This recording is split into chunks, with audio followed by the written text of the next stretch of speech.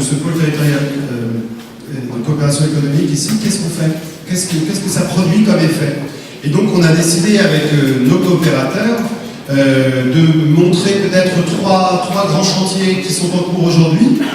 Je vous disais, la Maison d'économie solidaire, parce qu'elle a coopéré ces 320 salariés aujourd'hui, c'est tout un tas de relations avec un grand nombre d'artisans, de communes, tous les gens qui sont ici, tous ceux qui ne sont pas là. Mais c'est aussi, on a vocation de développer cette activité sur ce territoire. On pense que le pôle territorial de coopération économique est un bon format, est une bonne formule pour ce qui nous concerne. Et donc on va le mettre en œuvre. Mais ça doit se voir sur le territoire. Et nous, la manière dont on pratique est toujours la même. On essaie de voir quels sont les besoins non couverts sur notre territoire. Là, on a vu, par exemple, 3 questions. La question de l'avenir de l'artisanat, et on pensait qu'il y avait quelque chose à voir sur la question des éco-constructions. Sur la question des éco-constructions, on s'est rendu compte, pour avoir mis en œuvre un certain nombre de choses, dont le Brewan, je vous rappelle pour ceux qui connaissent, sinon vous pourrez visiter après, qu'il fallait de la coopération entre les artisans pour faire la performance énergétique. Donc du coup, on a vu que c'est difficile à faire aujourd'hui, mais on s'est dit peut-être il y a pertinence de préparer les artisans à cette question-là. Et peut-être qu'il y a pertinence, peut-être que les artisans de demain, s'ils coopèrent davantage, ils seront plus performants, ils seront meilleurs, et on aura de l'emploi sur ce territoire. C'est la première chose qu'on va mettre en avant avec cette question de la pépinière d'entreprise qui va être construite dans moins d'un mois maintenant. La deuxième question, c'était de dire on a besoin d'animer ce territoire, et ce territoire étendu, je vous rappelle, notre territoire de solidarité, on l'a fait largement dépasser les frontières administratives du Pays de Bray Picard, et on a besoin d'avoir de la qualité en matière d'animateurs, d'animation, peut-être penser une manière d'être différent entre nous. Donc il y avait quelque chose sur la question de l'animation du territoire. Et on s'est dit que cette question de la réforme des rythmes scolaires, bien que polémique, discutée, pouvait être une première clé d'entrée, une opportunité pour nous. Et donc, un travail a été entamé là-dessus. Et bien sûr, la troisième question, un troisième point qu'on voulait mettre en avant, c'était la question de vieillissement de la population et comment notre coopérative, comment nous tous pouvions apporter des réponses nouvelles de proximité à cette problématique-là, et en particulier sur la question des métiers de service à la personne. Donc vous connaissez la méthode, puisque certains d'entre vous sont coopérateurs. On essaie de définir assez précisément quel pourrait être l'objet sur lequel on coopère. Et ensuite, on va voir les parties prenantes, quand ils ne sont pas déjà coopérateurs, qui pourraient devenir sur la confection de cet objet.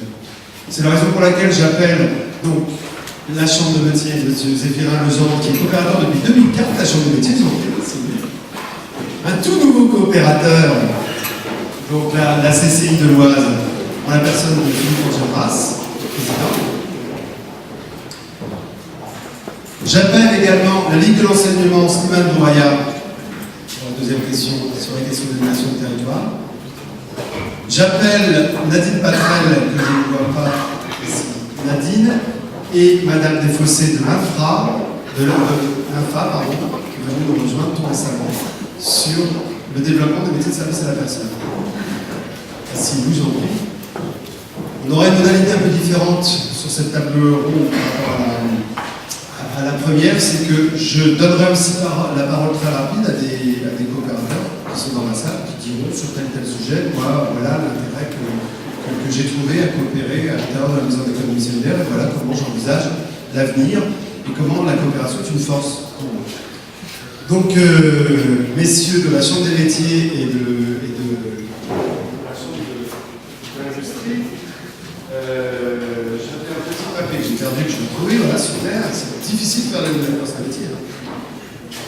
Donc, on a un projet qui va démarrer, qui est cette pépinière d'entreprise, qui va être construite juste derrière, là, pour laquelle on a travaillé en amont avec les gens de la CMA et les gens de la CCI. On a essayé de dire comment elle devrait être. Alors, je vous invite à revenir dans un an et on verra la forme qu'elle a, mais quel service on doit y mettre, comment on doit s'y prendre. On a travaillé 6-8 mois sur cette question-là. Et ça nous a fait élaborer un projet, ça nous a fait réfléchir sur comment on allait financer ce projet, comment durablement on allait aussi accompagner les artisans, quelle formation nous allions mettre pendant le temps aussi du temps de cette pépinière. Tout ça est en place, ça démarre le mois prochain, et ça n'est que le résultat finalement d'un vieux compagnonnage, en tout cas avec la chambre de métier, puisque vous êtes coopérateur depuis 2004, et en fait vous étiez là avant, les artisans étaient à nos côtés depuis plus longtemps. Mais peut-être, Zéphirin, est-ce que vous pouvez nous dire pourquoi et comment la CMA est venue sur le Pays Forêt, et on verra après ce qu'on a à développer. Merci. Tout d'abord, je suis heureux d'être à vos côtés. Madame la ministre, je suis heureux de vous voir. C'est vrai qu'on n'a jamais eu l'occasion de se rencontrer, donc vous êtes la ministre. Donc, pourquoi, si vous voulez, je suis heureux de pouvoir vous exposer une partie du travail, donc le travail de proximité que réalisent au quotidien les élus et les techniciens de la Chambre de métier artisanale. Car, outre l'accompagnement, le conseil, la formation, tant aux porteurs de projets que des chefs d'entreprise, nous sommes aux côtés de l'ensemble des partenaires locaux de toute action relative à l'emploi et au développement économique. Mais notre fonction la plus efficace est celle que nous exerçons auprès des hommes sur le terrain. Ici, typiquement sur le Pays de Bray, depuis plus de 30 ans, et ce n'est pas rien, nous avons noué un partenariat que je peux qualifier de productif.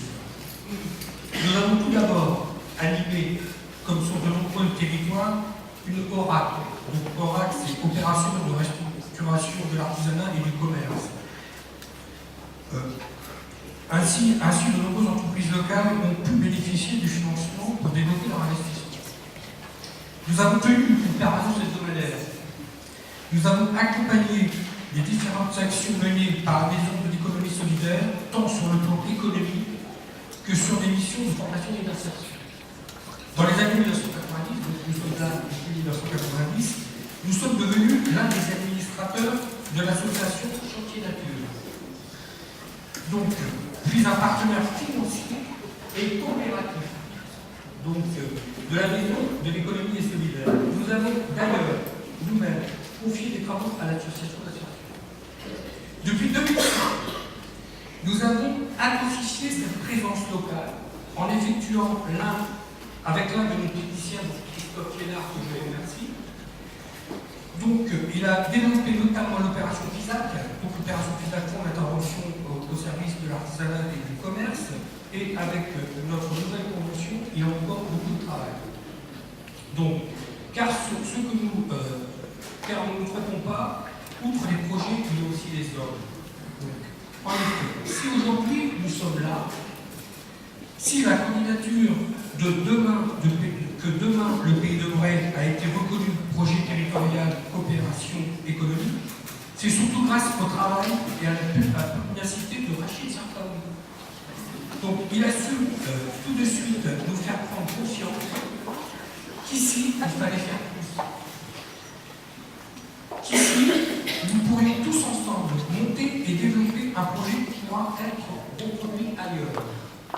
Bien évidemment, quand il a souhaité aller plus loin et construire une pépinière d'entreprise, nous avons dit oui. Et les élus ont décidé, lors de notre dernière réunion du bureau, d'abonder à hauteur d'1 million d'euros à ce projet. Si toutefois, naturellement, que cette décision soit ratifiée à notre prochaine AG et que, bien entendu, Madame le préfet de région nous accède. J'espère qu'il n'y a pas de doute là-dessus, mais vous avez compris qu'effectivement, c'est une mécanique un peu compliquée, puisque la Chambre des métiers est actionnaire de notre coopérative. Et donc, effectivement, doit avoir, effectivement, et c'est normal, l'aval de ce ministère de tutelle et du préfet en l'occurrence. Mais pourquoi vous écrivez ce projet de la pépinière Ça veut dire que je dirais que l'artisanat est en lui-même une économie sociale et solidaire. Donc économie par l'ensemble des entreprises de concours. Je ne peux manquer de vous rappeler que l'artisanat est la première entreprise de France. de l'Oise et du Pays. Donc, je ne peux pas ignorer. Donc, après social, l'artisanat était source d'emploi, de continuité non délocalisable. L'artisanat, c'est aussi l'apprentissage, l'insertion de jeunes qui sont souvent défavorisés. Dans le monde du travail, l'artisanat leur permet de monter en compétences et d'élargir leurs conditions d'être. Comme l'a dit Antoine de Saint-Exupéry, pour ce qui est de l'avenir, il ne s'agit pas de le prévoir, mais de le rendre possible. Dans l'artisanat, c'est une réalité. Vous savez tous que les secteurs des métiers est un formidable ascenseur social. Donc, enfin, solidaire, car les artisans ne considèrent pas leurs salariés tels que des pions que l'on peut bouger sans conséquence, mais comme une pièce essentielle du puzzle que constitue leur entreprise. Ils forment une famille, et ils sont nombreux, ceux qui se refusent à licencier. La preuve, malgré la conjoncture économique difficile, selon les données véritables de l'URSSAF, le nombre de salariés dans l'artisanat est quasiment constant. Dans l'Oise, 20 360 en 2013 pour 20 530 en 2012. Et après solidaire aussi parce qu'ils travaillent en réseau, comme on disait tout à l'heure. Ils maillent le territoire et ils contribuent à la réussite d'opérations collectives telles que celle de l'ICI. Je suis intimement convaincu que les belles choses sont compensées. Voilà. Eh bien, on déconne plus et on va faire des belles choses, c'est une bien la question.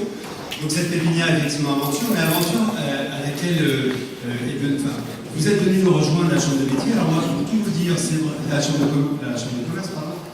On s'est rencontrés il y a quoi, il y a un an, peut-être, un peu moins d'un an. On a vu qu'il y avait quelque chose à faire ensemble, on s'est regardé, on s'est appris, on s'est approché. Et finalement, on a vu que cette pépinière pourrait être une première clé d'entrée, mais on entend bien comme ça n'est qu'une première clé d'entrée pour ensuite développer effectivement ce levier de l'économie solidaire sur ce territoire, et peut-être plus largement, c'est peut-être ce que vous allez nous dire. En tout cas, quelle a été la motivation de nous rejoindre? Vous allez devenir coopérateur également, en tant que chambre de commerce. Et ensuite, qu'est-ce que vous attendez peut-être de ce qu'on va faire ici, et plus largement de l'économie sociale et solidaire sur l'Oise? Je dirais que culturellement, c'est pas une démarche spontanée, quand vous devenez président d'une chambre de commerce et d'industrie, que vous visitez la maison d'économie solidaire. Ce qui m'a décidé à venir, la première chose qui m'a décidé à venir, c'est que pas mal de gens m'ont dit de ne pas venir. Donc voilà. Les écoutants, je suis donc venu en présence de mon directeur général, Laurent Delaven, que je pense que vous connaissiez déjà auparavant. Et puis comme beaucoup de projets, à partir du moment où vous n'avez pas de préjugés, et que vous regardez se pister, que ce qui se fait ne se fait pas ailleurs, en tout cas vous, Chambre de commerce et d'industrie, moi, Chambre de commerce et d'industrie, dont la mission est principalement le développement économique du territoire sur le sud de l'Oise, vous ne traitez pas, en tout cas pas de la même façon, tout ce qui peut être relevé de l'économie sociale et solidaire. Vous dites qu'il n'y a pas de raison particulière d'être opposé à ce type de démarche. Ça, c'est la première chose. La deuxième chose, c'est quand j'ai regardé concrètement ce que vous faisiez, j'avais pas grand-chose, sauf à être obtus, comme critique à formuler. J'ai trouvé ça passionnant, je trouvais que c'était une réussite. Je le dis très sincèrement. Même si vous imaginez bien que certaines sociétés traditionnelles qui sont dans le même secteur d'activité que celui que vous développez, y compris le service à la personne dont vous avez parlé, c'est pas quelque chose de forcément évident. N'empêche que c'est une réussite. Et puis je crois aussi qu'il y a une rencontre d'hommes. Je crois que tout à l'heure, quelqu'un vous rendait hommage en disant il y a chez vous, dans cette maison de l'emploi et de la formation, vous-même et d'autres personnes qui sont des gens pour qui il est possible un bon sens. Je crois que effectivement ce sont des choses qui séduisent. Mais une fois que j'ai été moi-même persuadé, je n'étais pas forcément certain de persuader la Chambre de commerce et d'industrie dans son ensemble, et notamment les élus de mon bureau. Je rappelle de mémoire que nous sommes tous issus d'organismes patronaux, MEDEF et GPME. Et même si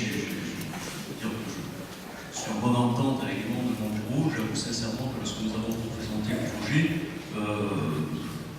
Il y a eu quelques questions, il y a eu une adhésion immédiate de la part de la totalité des membres du bureau présents. À la fois sur le projet de pépinière et la participation au financement de celle-ci. Je dirais que notre participation financière, Madame la secrétaire d'État, Madame la ministre est là, a d'autant plus de sens que Finance seront très prochainement un petit peu moins importante que ce qu'elle a été la semaine. Donc je dirais que ça a encore plus de sens.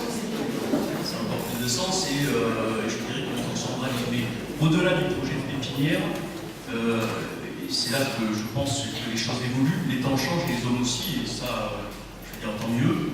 Je pense qu'il y a une véritable adhésion au fait que doit exister à côté de cette économie dite traditionnelle une autre forme d'économie qui, si elle ressemble par certaines pratiques à ce que nous pouvons nous faire, règle aussi, en tout cas aide à régler des problèmes dont ils ne sont pas forcément notre préoccupation première.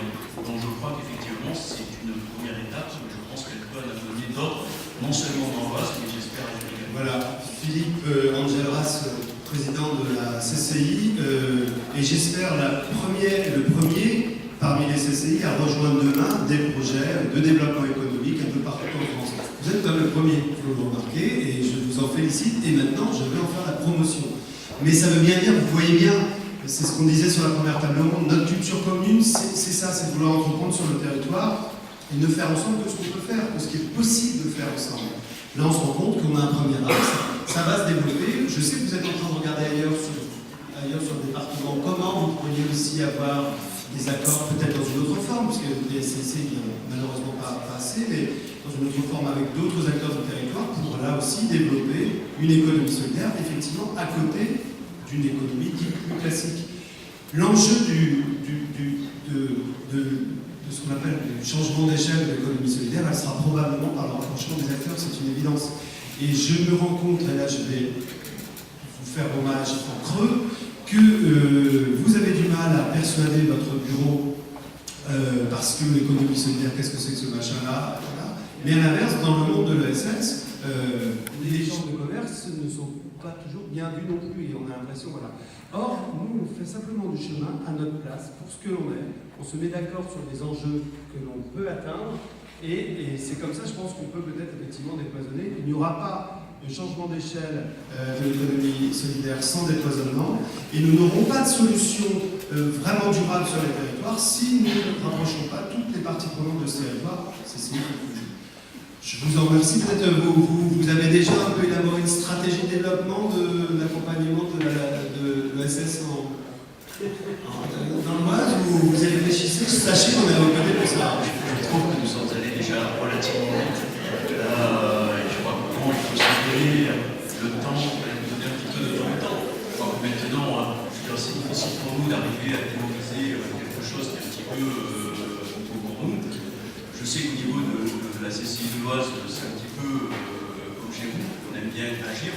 Donc c'est certain que chaque fois, maintenant que nous savons qu'il n'y a plus de préjudice là, nous savons que chaque fois qu'un projet, quelque chose de concret se présentera, nous l'examinerons, et si nous pouvons le faire ensemble avec vous-même ou d'autres, nous irons sans aucun problème. En tout cas, on sera promoteur et on montrera un peu ce rapprochement entre nous comme étant une des pistes qu'il faut fouiller. Alors là, nous sommes donc les acteurs, on pense comme un projet de 400 000 €, un projet de formation sur plusieurs années, du coaching d'un certain nombre d'acteurs. La perspective pour nous, vous avez compris, à moyen et long terme, c'est de faire monter des compétences coopératives sur le territoire pour répondre par exemple aux enjeux de reconstruction qui nécessitent l'articulation entre les acteurs pour atteindre la performance énergétique. J'ai trois, alors je ne sais pas où vous êtes, je pense par exemple à Jérôme Renard, qui est un tout jeune artisan, voilà, là-bas. Jérôme Renard, et lui, il n'a même pas attendu que ça se construise, il est déjà dans des locaux qu'on a bricolés. C'est notre premier. Alors, Pépin, c'est pas très joli, je suis désolé, il faudra qu'on invente un nom. Mais tu peux dire en 2 secondes, Jérôme, qui tu es, la boîte que tu as créée, et peut-être l'avantage que tu as vu à nous rejoindre, et pourquoi tu penses que pour l'avenir c'est un boost. Lève-toi, s'il te plaît. J'ai dû m'asseoir, effectivement. C'est parce que j'ai ma petite anti-sèche.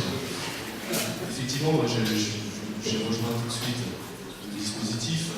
Bon, j'ai fait un article, bien sûr, sur le PKCE, mais aussi, j'avais entendu parler de ce qui se faisait, ce qui allait se faire ici.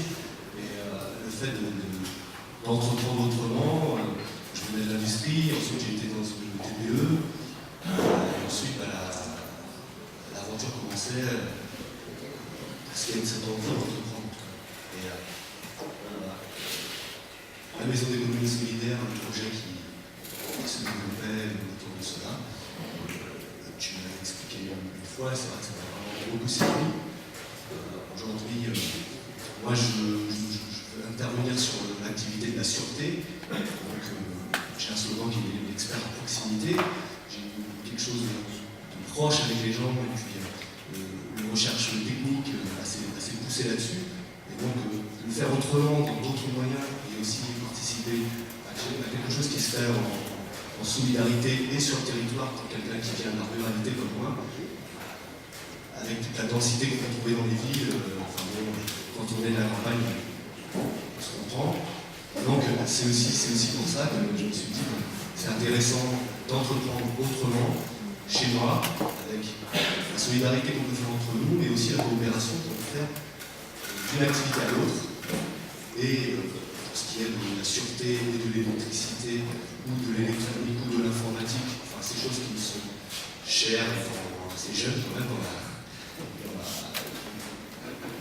la génération, quoi. Donc je suis issu de tout ça. Et aussi cette manière d'entreprendre autrement et d'un point de vue solidaire pour ce qu'on pourrait réfléchir. Je pense pas qu'à la fraternité, à ces choses-là, mais une certaine solidarité entre Bon, en tout cas, confréries et... très concrètement, tu as créé ta boîte il y a peu de temps, 2 mois. 2 mois. Donc, qui s'appelle Foxys. Donc, si vous avez besoin de courant faible, de caméras, de digicode, il y a une boîte aujourd'hui. Tu t'es installé ici dans nos locaux. Je suis dans le vrai boîte. Voilà, donc il n'a pas attendu qu'on construise le bâtiment, donc tu te débrouilles comme tu peux. Puis il y a la visite. Voilà, il y aura la visite après si vous voulez. Et donc, effectivement, il bénéficie aussi d'un certain nombre de services qu'on a mis en place pour l'accueil de ces matériels, pour le bruit, etc. Et donc, dans très peu de temps, je crois qu'on avait 8 artisans là, qui sont intéressés, qui vont venir nous rejoindre. Non seulement ils bénéficieront, je dirais, de l'infrastructure et de la logistique, mais plus que ça, vous bénéficierez aussi d'une sorte d'accompagnement.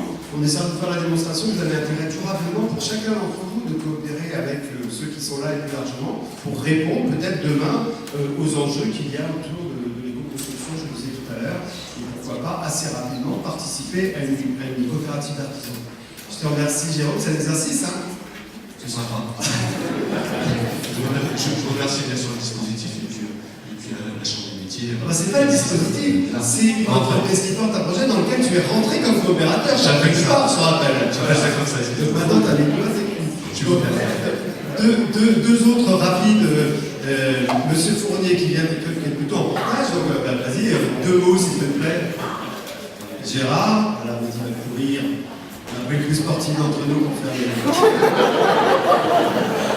Bonjour, je m'appelle consultant en ressources humaines.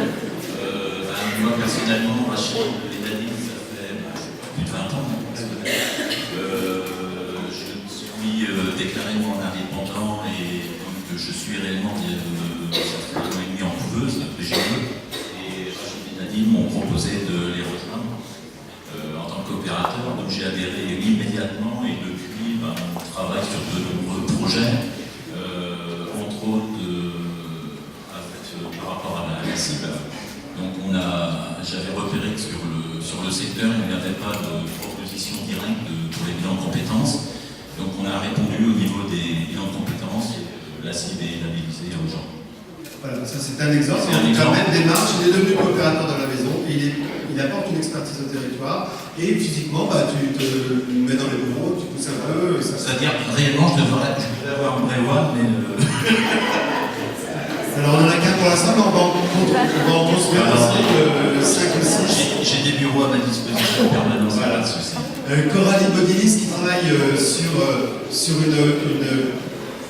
une conciergerie territoriale, là aussi en portage. Donc c'est vrai que certains ont besoin d'infrastructures plus classiques de l'artisanat, c'est-à-dire des ateliers, etc.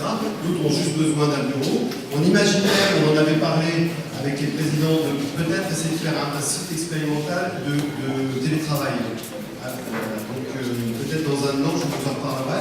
Coralie, rapidement, quel avantage vous trouvez à être à l'intérieur d'un groupe comme le nôtre et comment vous voyez que pour la suite, ça peut être un atout? Bonjour à tous, donc je travaille sur le projet de conciergerie tout seul depuis plusieurs mois et la Maison d'économie solidaire a accepté de porter mon projet pour m'accompagner en fait et soutenir le projet. Avec cette coopération, ça m'a vraiment permis d'étoffer tout le réseau parce qu'on travaille sur un projet seul, vraiment des difficultés à obtenir des informations. Donc Rachid et Nadim m'ont permis de rencontrer un réseau d'experts sur la création de services à la personne et du coup davantage connaître le secteur. Et puis ça permet d'échanger avec d'autres créateurs comme Jérôme notamment pour toutes les formalités sur la création d'entreprise.